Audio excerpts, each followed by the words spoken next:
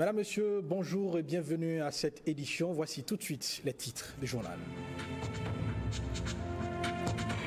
La SBEE renforce ses performances. La Société béninoise d'énergie électrique renouvelle son conseil d'administration, mais également lance des études de conception et de suivi du projet de renforcement de ses réseaux.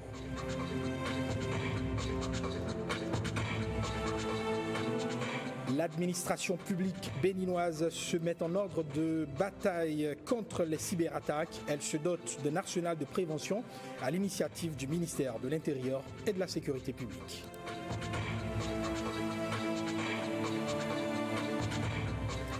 Donald Trump peut-il être destitué? La question s'invite alors que les soupçons se multiplient et la polémique enfle contre le président américain.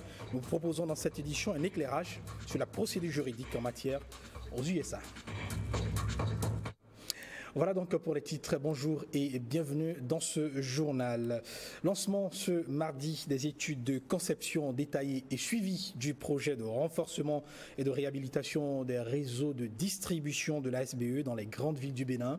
C'est dans le cadre justement du projet distribution d'électricité du deuxième compact du Millennium Challenge Account. Les participants ont eu droit à une présentation de la mission par le consortium de cabinets GOPA, Intec IED qui sont en charge des travaux. Le compte-rendu est signé Aurélie Sauton, Patrick Bénon.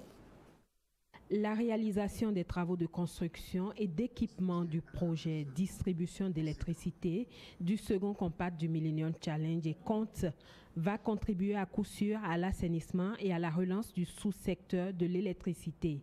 Ceci à travers le renforcement et la modernisation du réseau de distribution de la SB2E à Cotonou, Boikon, Parakou, Djougou, Natitengu et Porto Novo. Cet accord de don, comme il a été rappelé tout à l'heure, de 375 millions de dollars, soit près de 250 milliards de francs CFA. Il s'agit pour cela, 1.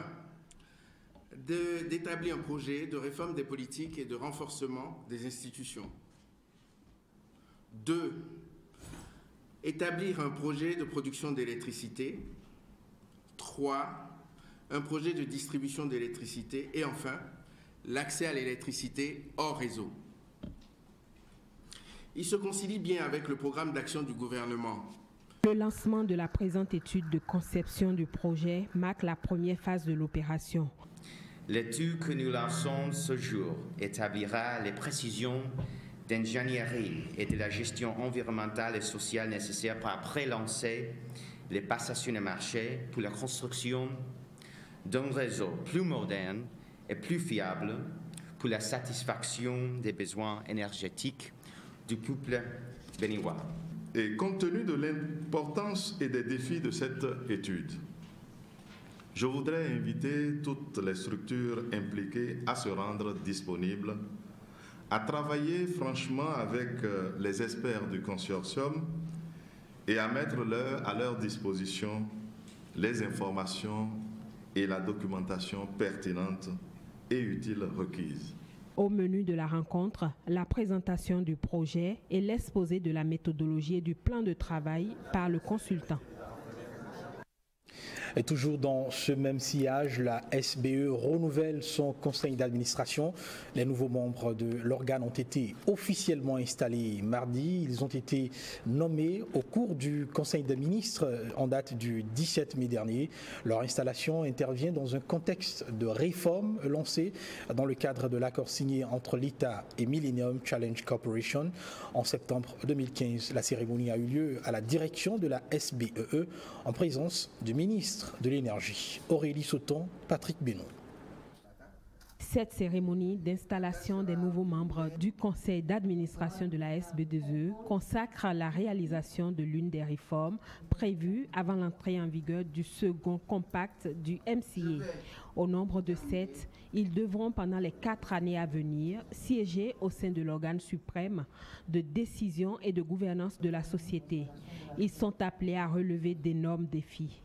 Certains chantiers d'amélioration de la gouvernance de la SBE ont été ouverts avec l'appui du MCA Bénin 2 pour améliorer l'image de marque de la société auprès de sa clientèle afin de garantir une énergie disponible et de meilleure qualité. Je reste persuadé que vous ne ménagerez aucun effort pour jouer pleinement votre rôle afin que la SBE soit encore mieux gérée et s'acquitte avec détermination de la mission qui lui a été confiée par les pouvoirs publics, tout simplement pour la satisfaction totale du client. J'insiste particulièrement sur votre accompagnement indispensable à la direction générale de l'entreprise et tout son personnel pour traverser cette période qui peut être perturbante, car générant beaucoup de questions et d'interrogations. À quelle sauce allons-nous manger? Qu'est-ce qui va nous arriver? Comment ça va se passer? Le président sortant du conseil d'administration a dressé un bilan de son passage à la tête de l'organe et formulé des recommandations. La première réunion du conseil d'administration de la SB2E ainsi installée est prévue pour ce mercredi. Elle se penchera sur la nomination de son président et la validation du contrat plan entre l'État et la société. Hors des locaux de la SBE, parlons maintenant de cette politique nationale de la décentralisation et de la déconcentralisation PONADEC qui fait l'objet d'un atelier à Cotonou, une rencontre destinée à étudier le document cadre de la PONADEC et d'évaluer les outils qui serviront à terme à son opérationnalisation. Reportage Ghislain Pouguet, Alexis Kenom.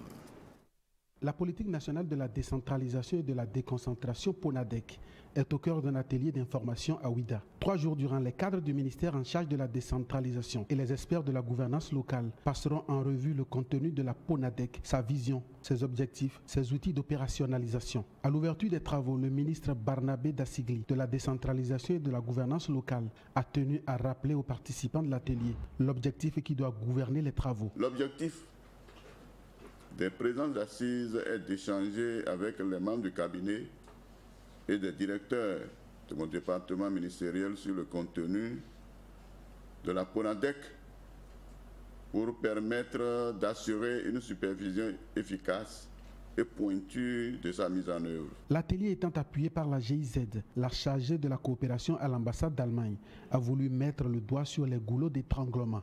Des défis majeurs restent à relever. Il s'agit notamment des blocages institutionnels qui entravent l'éclosion des chantiers entamés, à savoir la réticence des ministères sectoriels à opérer les réformes qui leur incombent, en l'occurrence les plans 2D. Cet atelier est au profit des cadres et des acteurs de la décentralisation et de la gouvernance locale. Et on parle TNT à présent avec cette question: où en est-on avec le développement de la télévision numérique terrestre? La problématique est au cœur d'un séminaire de 2 jours qui a démarré lundi à Beijing en Chine. La rencontre est organisée par le groupe de médias StarTimes et connaît la participation de 44 pays africains dont le Bénin. Je propose de suivre à ce sujet le récit de Mylène Fanon. C'est une importante opportunité qui s'offre à ces participants. Ils ont profité de ces assises pour échanger leurs expériences sur le cheminement vers la télévision numérique terrestre. Côté africain, les préoccupations ont été exprimées. Ils souhaitent le transfert de technologies, les formations dans le secteur de la création et la réalisation afin que l'avènement de la TNT rime avec plus de contenu africain de qualité à l'écran. Au Bénin, les travaux de transition numérique ont démarré et pourraient s'achever à la fin de l'année, selon Darius Kenom du comité de pilotage chargé de la migration de l'analogique au numérique. Cette rencontre vient en prélude au sommet de Beijing en Chine, où chaque pays pourra faire le point sur la migration. Et pendant ce temps, l'administration publique béninoise, elle, se dote de l'arsenal de prévention et de lutte contre les cyberattaques et les menaces sécuritaires. Les acteurs se penchent sur la sécurité des systèmes d'information.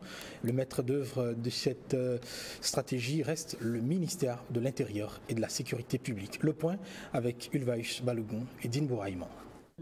Quelles solutions pratiques pour prévenir les menaces sécuritaires et cybernétiques auxquelles l'administration pourrait être confrontée? C'est la problématique qui régit cet atelier sur la sécurité des systèmes d'information. Il s'agit pour les cadres du ministère de l'Intérieur de se mettre à jour pour une protection efficiente des données et des archives. Le développement du numérique requiert la prise en place de techniques jusque-là inconnues par le grand nombre. Certains pays ont déjà compris cela et Data Protect, forte de la vision de collaboration Sud-Sud, leur apporte son expertise dans la matière. Aujourd'hui, la technologie apporte une brique, en tout cas de solutions, au-delà de certaines solutions qui sont plus liées à l'humain.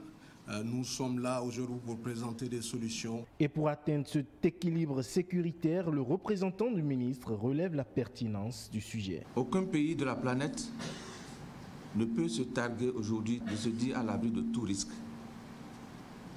Le gouvernement du nouveau départ, conscient de cet état de choses, ne lésine pas sur les moyens pour offrir aux populations des villes et campagnes un climat de quiétude et de sécurité.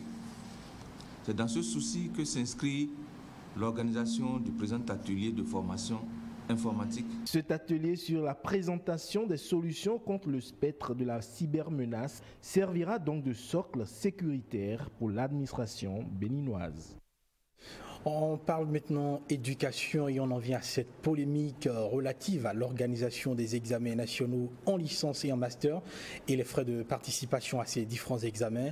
Et pour dissiper le doute chez les parents d'élèves, eh bien, ils ont tenu à initier une rencontre d'échange avec les cadres du ministère de l'Enseignement supérieur et de la Recherche scientifique.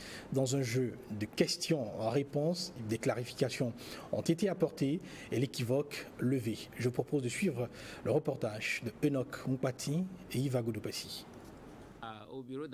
Des cadres du ministère de l'Enseignement supérieur et de la Recherche scientifique en face des parents d'élèves et d'étudiants en quête de la bonne information. Information liée à l'organisation des examens nationaux de licence et de master. Nous, on a cru que c'est du bon travail qui se fait. Et quand on parlait de la co-signature, nous on se disait, la co-signature c'est que le gouvernement est dedans, bon tout ça là c'est bien. De la genèse des décisions qui sont prises par l'actuel gouvernement en passant par la co-signature, la question du CAMES, les pratiques des cours du soir ainsi que celles des rentrées effectuées au cours d'une même année, tout a été passé au peigne fin pour montrer l'urgence qu'il y a d'instaurer les examens nationaux. Le texte dit c'est seulement lorsque l'État n'organise pas d'examen national que les diplômes seront co-signés. Il s'agit de mettre l'accent sur l'étudiant qui est formé. Les examens nationaux sont facultatifs selon les cadres. Ils ne sont ni contraires aux tests en vigueur, ni aux exigences du système LMD. Les examens nationaux tels que imaginés, c'est mis en place pour 3 ans afin de permettre aux établissements privés de sortir de leur situation juridique difficile actuelle pour devenir homologués et signer eux-mêmes leur diplôme comme le public le signe. Les examens nationaux fonctionnent donc comme une validation des acquis de la formation que les établissements d'enseignement supérieur ont donné. Chacun est libre d'y aller ou de ne pas y aller selon ce qu'il veut. Les inscriptions sont déjà ouvertes et les frais de participation s'élèvent à 25 000 francs CFA au lieu de 45 250 francs CFA. Et on revit ce drame survenu hier après-midi. Les flammes ont eu raison d'un restaurant construit en paille dans l'enceinte du Hall des Arts de Cotonou. Ce cadre de restauration est donc parti en fumée, vous le verrez sur les images. Pas de perte en vie humaine, mais d'énormes dégâts matériels. Une de nos équipes était sur les lieux pour le constat. Une fois encore, le feu a dicté sa loi. Ici au restaurant Babel, si dans l'enceinte du Hall des Arts, c'est le désarroi. Ce restaurant était un cadre convivial et chaleureux. Désormais, c'est presque dans un état de ruine. Les employés n'en reviennent pas. Ils sont déboussolés.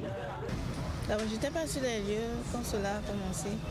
C'est les artisans du CPA qui ont pu informer le personnel qui était là quand ça a commencé. Parce que même ils n'étaient pas au courant de ce qui se passait. Puisque ça, le feu a pris derrière, à l'arrière-cour. Mobilisés, les sapeurs-pompiers arrivent à circonscrire les flammes. Effectivement, à notre arrivée, on a vu le feu qui avait déjà embrasé la toiture qui est en paille du restaurant. Et tout de suite, j'ai mis en œuvre mes éléments. Vous avez dit qu'il y a les soudeurs qui ont travaillé le matin. Bon, c'est un restaurant, il peut y avoir des fumeurs, il y a aussi la cuisine. Un peu de tout ça là qui viennent dans le restaurant. Mais ce que je vais demander aux propriétaires des restaurants, il faudrait que à l'avenir, qu'ils aient le personnel formé et qu'ils aient le matériel encore adéquat pour faire la lutte contre les incendies, les extincteurs, ainsi de suite. Pour le moment, les réelles causes de cet incendie restent inconnues. Et on sort de cet environnement triste. On parle maintenant des audiences à la Cour constitutionnelle. Le président Théodore Olloo a reçu à son cabinet une délégation du Conseil constitutionnel du Burkina Faso en fin de séjour au Bénin. Elle veut s'inspirer, la délégation donc, de l'expérience béninoise en matière de liberté fondamentale. Je vous propose un extrait de la déclaration du porte-parole de la délégation burkinabé au sortir de l'audience. Il est au micro de Blaise Adampo et Igor Ayoso. Nous avons effectué un voyage d'études pour faire connaissance avec la Cour constitutionnelle du Bénin, nous enquérir de son expérience et nous en inspirer pour améliorer le fonctionnement de notre Conseil constitutionnel. Voilà ce pourquoi nous sommes venus.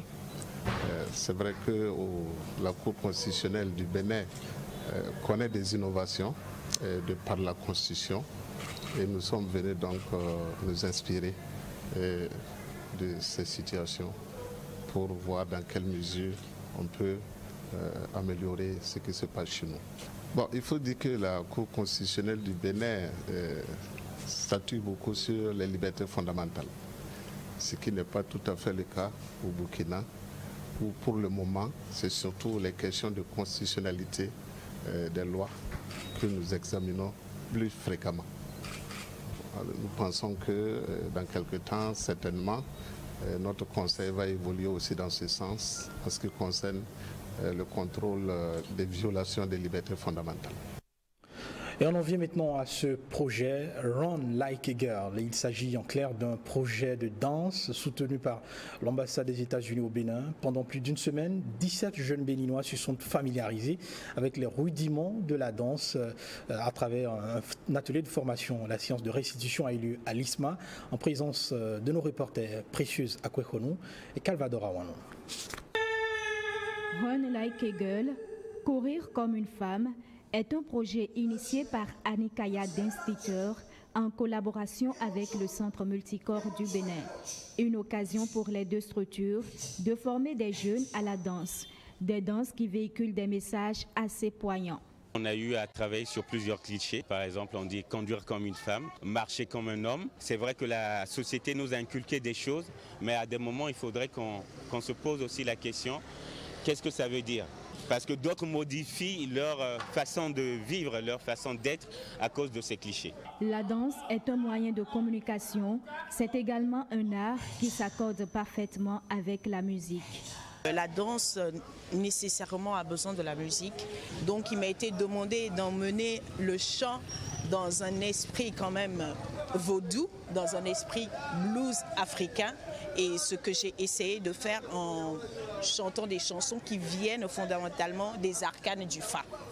Donc j'ai parlé dans cette chanson, je parlais d'un arcane du Fa qui s'appelle Bémédi, Polik Bémédi. L'arcane dit je vais en haut, j'essaie de me débrouiller mais je n'y arrive pas. Je viens en bas, j'essaie aussi mais je n'arrive pas à réussir. Avec les chorégraphes, on est dans un vocabulaire. Ce projet ne s'arrête pas en si bon chemin. La deuxième phase aura lieu à Parakou avec pour objectif de nouveaux jeunes à former. Pendant ce temps, le centre hospitalier universitaire de la mère et de l'enfant Lagune Chumel se dotait d'un incubateur thermique. Le geste émane du conseil du consul, j'allais dire, du Bénin à Naples. Eh bien, la remise du matériel a eu lieu dans les locaux du Chumel à Cotonou. Voyez le reportage de Blaise Adampo et de Petroni Lokosu, commenté ici par Ulvaeus Balogun. Un incubateur thermique neuf pour le service néonatologie du centre hospitalier universitaire de la mère et de l'enfant Lagune, CHUMEL. C'est un don du consul du Bénin à Naples. Giuseppe Gambardella vient concrétiser une longue demande du directeur du centre. En fait, Les trois, la collaboration forte entre l'ambassade du Bénin à Rome et le consulat du Bénin à Naples a permis de répondre positivement à la demande présentée pour le directeur de l'hôpital Lagoune pour un incubateur thermique en faveur des nouveaux-nés.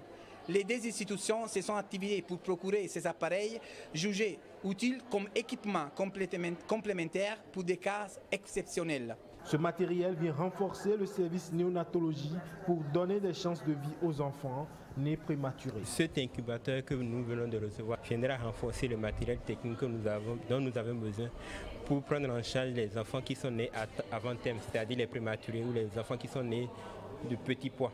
Parce que gérer des enfants de petits poids ou les enfants qui sont nés avant terme, c'est toujours compliqué dans notre contexte béninois. L'appareil sera vraiment utile pour pouvoir sauver les nouveaux-nés prématurés et qui ont besoin d'un suivi et d'une attention particulière. Nous promettons qu'une utilisation correcte et un entretien suivi sera fait de l'équipement pour permettre à plusieurs générations de jouir de ces bienfaits. Cette remise de dons intervient à la fin du séjour du consul. Mais avant, Giuseppe Gambardella a distribué des cadeaux aux enfants du CHU Mel. Religion à présent avec l'ECC, l'Église du christianisme céleste. Des milliers de fidèles de cette obédience religieuse, avec à leur tête le chef suprême de l'Église, ont sillonné les rues de Porto Novo ce week-end. Il s'agit d'une caravane qui annonce les préparatifs du 70e anniversaire de l'Église.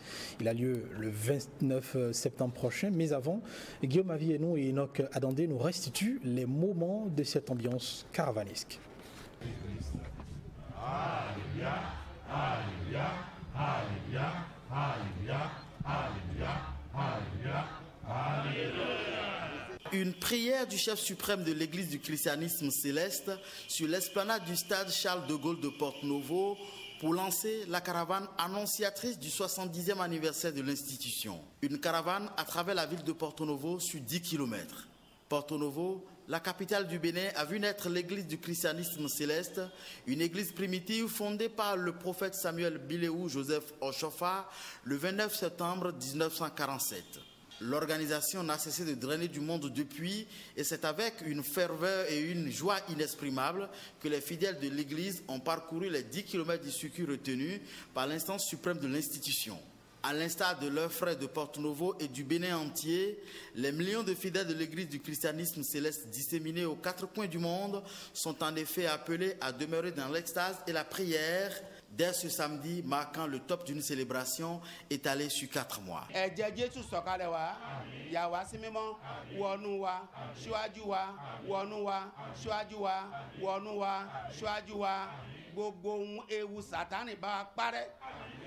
Konga ibi pare, wahala damu pare, imolorun ko male wa, aye wa, aye lu wa, aye ìjọ mímọ́, aye gbogbo wa, ògo ni forúkọ rẹ̀ lókè ọ̀run.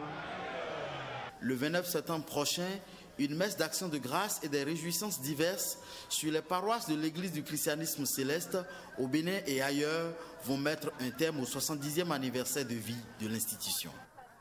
À l'étranger, à présent, Ebola, on en reparle. Il y a 10 jours, une épidémie d'Ebola est apparue dans la province du Bas-Ouélé, située dans le nord de la République démocratique du Congo. Malgré les difficultés d'accès à cette région, les organismes internationaux tels que l'OMS et l'UNICEF et le ministère de la Santé ont pu mettre en place un dispositif efficace afin d'empêcher la propagation du virus. Reportage. Alors que le risque avait disparu depuis 2014, l'épidémie d'Ebola est réapparue en République démocratique du Congo. C'est dans la province du Bas-Ouélé, située dans le nord du territoire, que le virus a sévi. Les autorités congolaises auraient détecté 34 cas suspects, 5 morts et 2 personnes atteintes. Malgré les difficultés d'accès à la zone, l'OMS, l'UNICEF et le ministère de la Santé ont pu déployer des équipes sur place afin d'éviter la propagation de la maladie. Le virus a été découvert de nouveau. Et rappelez-vous qu'on est dans le nord, donc on se trouve dans une forêt. Et vous savez que lorsqu'on donne les spécialistes reviennent sur le sujet, c'est une maladie qui est surtout transmise par des primates. Donc c'est une zone en réalité. Et on peut dire que dans cette zone-là que se trouve en quelque sorte la maladie, en tout cas les vecteurs de cette maladie. Selon le ministère de la Santé, le virus serait apparu en avril dernier sur le territoire. Pour faire face au risque, le gouvernement a mis en place un plan national de lutte contre Ebola d'un budget de 8 millions de dollars. Celui-ci comprend entre autres le renforcement de la surveillance, la mise en application stricte des mesures d'hygiène et de biosécurité dans les formations sanitaires et les communautés locales, ou encore la prise en charge médicale des personnes atteintes. C'est une menace qui doit mobiliser pratiquement toute la zone, parce que la zone qui est concernée aussi, c'est très proche aussi de la Centrafrique. Donc on se rappelle encore 2014, ça peut rapidement, très rapidement se propager. Donc il va falloir qu'on puisse aller au-delà du seul Congo pour que l'ensemble des pays de la zone puissent se remobiliser et avec l'accompagnement de l'OMS pour trouver une solution efficace donc, à cette menace-là.